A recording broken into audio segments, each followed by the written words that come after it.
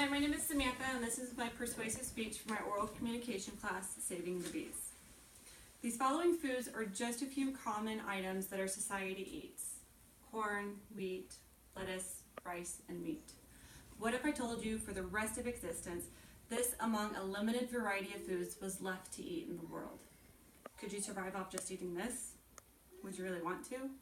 Yes, it's a healthy alternative, but with no change, how dull will consistency be? At an early age, we all hid the broccoli in the napkin. This is another food source you'll be eating consistently.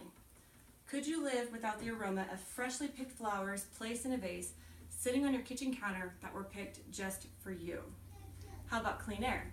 Imagine a world where you huddle near a tree just in hopes of catching that incoming breeze that only lasted a second, just to remember what it was like to breathe fresh air. Bumblebees are important pollinators from wildflowers to fruit, vegetable plants, and to trees. Would we be prepared if the final species of bees died out?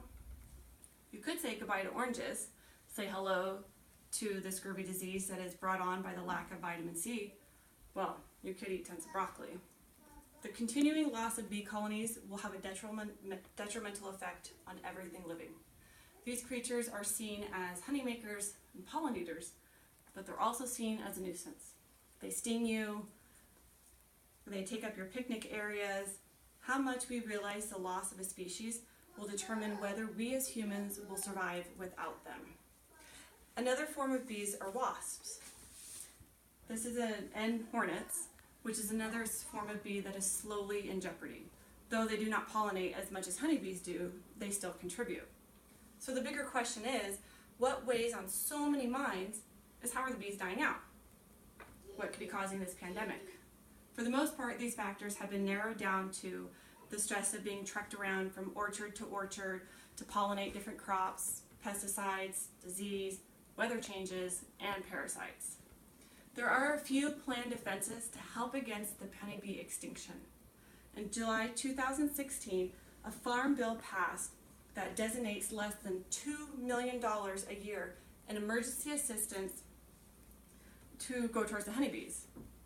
Carlin Roop, Secretary and Treasurer for the California State Beekeepers Association, had stated, "The bottom line is, if something is not yet done to improve honeybee health, then most of the interesting foods we eat are going to be unavailable." An ongoing issue is that the bees' nests are being destroyed. There are alternative options, however, such as contacting the proper services to relocate the bees, to relocate their nest to a very protective area. Usually our go-to method, though, is calling an exterminator who comes in and kills the bees. I have recently discovered Treasure Valley Bee Rescue, or just any other bee relocators.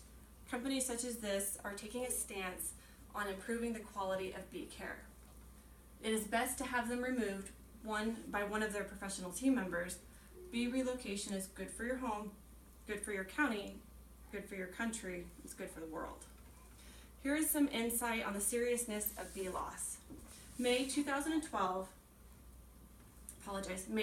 of 2016, the USDA National Agricultural Statistics Service had released the result of its very first ever honeybee colony survey. The survey questioned more than 20,000 beekeepers regarding the number of colonies, colonies lost, colonies added, and colonies affected by certain stressors, and the state of level that is gathered by the estimates on key honeybee health. Dr. Ann Barteska, the USDA Deputy Under Secretary for Research, Education, and Economics, commented, "Pollinators are essential to the production of food, and in the United States, honeybees pollinate an estimated $15 billion in crops each year, ranging from almonds to zucchinis." This new data will add to the USDA's robust scientific body of knowledge on the inventory, movement, and casualty of honeybees in the United States.